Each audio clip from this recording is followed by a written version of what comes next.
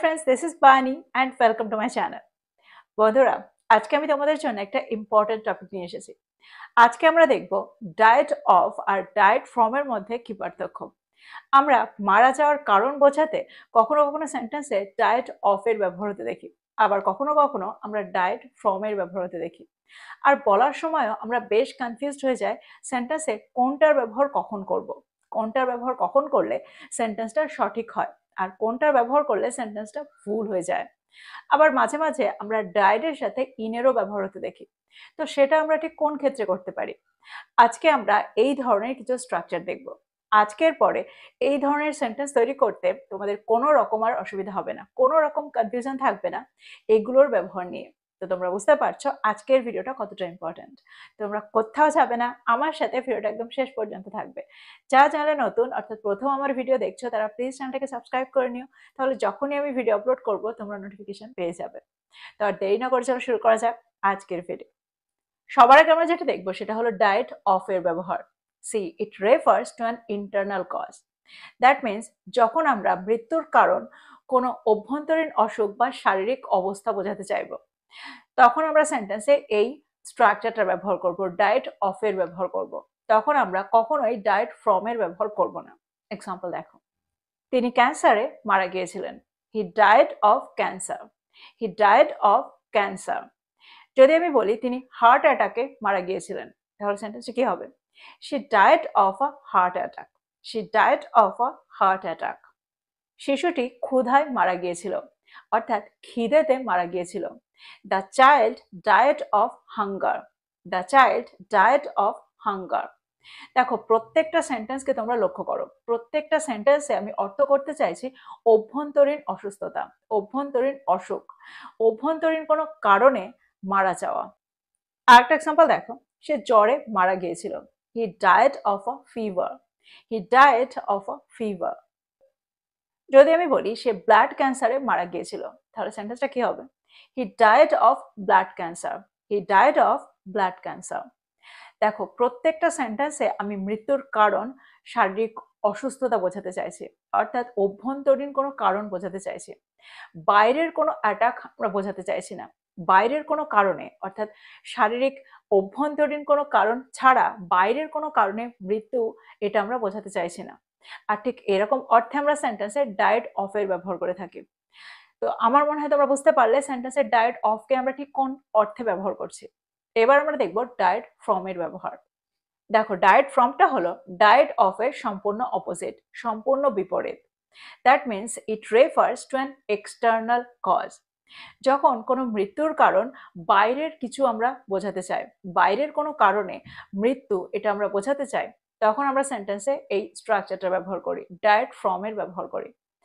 For example, কোনো অ্যাক্সিডেন্টে, কোনো দুর্ঘটনা বা কোনো বাইরের আঘাতের কারণে মৃত্যু, এরকম অর্থে আমরা সেন্টেন্সে ডায়েট ফ্রম এর ব্যবহার করছি। এক্সাম্পল দেখো, তিনি একটা গাড়ি দুর্ঘটনায় মারা গিয়েছিলেন। He died from a car accident. He died from a car accident. যদি আমি বলি তিনি তার আঘাতের কারণে মারা গিয়েছিলেন, তাহলে সেন্টেন্সটা কি হবে? She died from her injury. She died from her injury. তো তোমরা বুঝতে পারছো সেন্টেন্সে আমরা এই স্ট্রাকচারটা ব্যবহার কিভাবে করছি, কোন অর্থে করছি। এবার যদি আমি বলি সে ছাদ থেকে পড়ে মারা গিয়েছিল, তাহলে সেন্টেন্সটা কি হবে? He died from falling off the roof. He died from falling off the roof. লোকটি চিকিৎসার অভাবে মারা গিয়েছিলেন। The man died from lack of treatment. The man died from lack of treatment. দেখো এটাও কিন্তু একটা বাইরের কারণ, অর্থাৎ শরীরের মধ্যের কারণে, অভ্যন্তরীণ কারণে মারা যাওয়া, এটা আমরা বোঝাচ্ছি না। যদি আমি বলি তিনি বিদ্যুৎ স্পৃষ্ট হয়ে মারা গিয়েছিলেন, তাহলে সেন্টেন্সটা কি হবে? He died from electric shock. He died from electric shock. তো তোমরা বুঝতে পারছো সেন্টেন্সে আমরা ডায়েট ফ্রম এর ব্যবহারটা কখন করছি, কোন অর্থে করছি। যখন ভেতরের কোনো অসুস্থতা বা ভেতরের কোনো কারণ, অভ্যন্তরীণ কোনো কারণে মারা যাওয়া বোঝাবো না, বাইরের কোনো কারণে আমরা মারা যাওয়া অর্থ করতে চাইবো, মারা যাওয়া বোঝাবো, তখন আমরা সেন্টেন্সে ডায়েট ফ্রম এর ব্যবহার করব। তো আমার মনে হয় এই পর্যন্ত তোমরা বুঝতে পারলে ডায়েট অফ আর ডায়েট ফ্রমকে আমরা ঠিক কোন ক্ষেত্রে ব্যবহার করছি আর এ দুটোর মধ্যে কি পার্থক্য। এবার আমরা দেখব এই দুটো স্ট্রাকচার ছাড়া আমরা কোন কোন স্ট্রাকচার ব্যবহার করতে পারি মারা যাওয়ার অর্থে। দেখো সেন্টেন্সে আমরা প্রায় ডায়েট ইন এর ব্যবহার হতে দেখি। তো ডায়েট ইনকে আমরা সেন্টেন্সে কোন অর্থে ব্যবহার করে থাকি? দেখো যখন আমরা অর্থ করতে চাই কেউ কোন পরিস্থিতিতে বা কোন জায়গায় মারা গেছেন, কোন সিচুয়েশনে মারা গেছেন, তখন আমরা সেন্টেন্সে ডায়েট ইন এর ব্যবহার করে থাকি। সেন্টেন্স দেখো, সেন্টেন্সের মধ্যে দিয়ে তোমরা আরো ভালো করে বুঝতে পারবে। তিনি যুদ্ধে মারা গিয়েছিলেন। He died in the war. He died in the war. ভূমিকম্পে অনেক মানুষ মারা গিয়েছিলেন।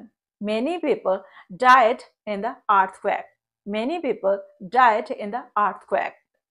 সৈনিকটি যুদ্ধে মারা গিয়েছিলেন। The soldier died in the war. The soldier died in the war. যদি আমি বলি লোকটি একটা বিমান দুর্ঘটনায় মারা গিয়েছিলেন, তাহলে সেন্টেন্সটা কি হবে? The man died in a air crash বা the man died in a plane crash. অনেক পশু ঝড়ে মারা গিয়েছিল। Many animals died in the storm. Many animals died in the storm. একটা জিনিস তোমরা এখানে মনে রাখবে, আমার মনে হয় একটা ব্যাপারে তোমরা এখানে কনফিউজড হচ্ছ। আমরা যেখানে ডায়েট ইনের ব্যবহার করছি ঠিক সেখানে আমরা আবার ডায়েট ফ্রমেরও ব্যবহার করে থাকি। অর্থাৎ আর্থকোয়াকের ক্ষেত্রে আমরা ডায়েট ফ্রমেরও ব্যবহার করতে পারি। ঝড়ের ক্ষেত্রে আমরা ডায়েট ফ্রমেরও ব্যবহার করে থাকি। অ্যাক্সিডেন্টের ক্ষেত্রে আমরা ডায়েট ফ্রমেরও ব্যবহার করে থাকি। আবার এখানে আমরা ডায়েট ইনেরও ব্যবহার করছি। তো কোনটার ব্যবহার কখন করব? দেখো দুটো সেন্টেন্সেই কারেক্ট, অর্থাৎ দুভাবেই কারেক্ট। দেখো যখন আমরা মৃত্যুর কারণ বোঝাতে চাই, that means cause of death বোঝাতে চাই, তখন আমরা সেন্টেন্সে ডায়েট ফ্রম এর ব্যবহার করে থাকি। কিন্তু যখন আমরা সিচুয়েশন, পরিস্থিতি, প্লেস, টাইম, ইভেন্ট এগুলো বোঝাতে চাই, তখন আমরা ডায়েট ইন এর ব্যবহার করে থাকি। That means when we talk about the situation, event, time, place of death, we use died in, not died from. এবার আমার মনে হয় তোমরা বুঝতে পারছো দুটোর মধ্যে কি পার্থক্য। দেখো দুটোকেই আমরা সেন্টেন্সে ব্যবহার করতে পারি, কিন্তু দুটোর মধ্যে পার্থক্য থাকে। আমাদের বুঝতে হবে আমরা কি অর্থ করতে চাইছি। অর্থ অনুযায়ী আমরা সেন্টেন্সে ডায়েট ফ্রম আর ডায়েট ইন এর ব্যবহার করব। এবার আমরা দেখবো এর পরেরটা। দেখো সেন্টেন্সে আমরা ডায়েট এর সাথে ডিউরিং এরও ব্যবহার হতে দেখি। সেন্টেন্সে আমরা এই স্ট্রাকচারটা ব্যবহার কখন করি? দেখো স্ট্রাকচারটার ব্যবহার আমরা সেন্টেন্সে তখন করি যখন আমরা বোঝাতে চাই কোনো সময়কালীন, অর্থাৎ কোনো কিছু চলাকালীন কারো মৃত্যু, এরকম অর্থে আমরা সেন্টেন্সে এই স্ট্রাকচারটা ব্যবহার করব। এক্সাম্পল দেখো, তিনি অপারেশনের সময় মারা গিয়েছিলেন। He died during surgery. He died during surgery. যদি আমি বলি তিনি ফ্লাইট চলাকালীন মারা গিয়েছিলেন, তাহলে সেন্টেন্সটা কি হবে? He died during the flight. He died during the flight. তিনি প্রশিক্ষণ চলাকালীন মারা গিয়েছিলেন। He died during training. He died during training. তো তোমরা বুঝতে পারছো ডিউরিং এর ব্যবহার আমরা ঠিক কোন অর্থে করতে চাইছি। কোনো সময়কালীন বা কোনো কিছু চলাকালীন মৃত্যু, এই অর্থে আমরা সেন্টেন্সে এই স্ট্রাকচারটা ব্যবহার করতে পারি। এবার আমরা দেখব পরের স্ট্রাকচারটা। দেখো মৃত্যুর কারণ বোঝাতে আমরা ডায়েড বিকজ অফ এরও ব্যবহার করতে পারি। যখন আমরা মৃত্যুর কারণটাকে এক্সপ্লেন করতে চাই, মৃত্যুর কারণটাকে ব্যাখ্যা করতে চাই, একটু বিশদভাবে বোঝাতে চাই, তখন আমরা সেন্টেন্সে ডায়েড বিকজ অফ এর ব্যবহার করে থাকি সেন্টেন্সে।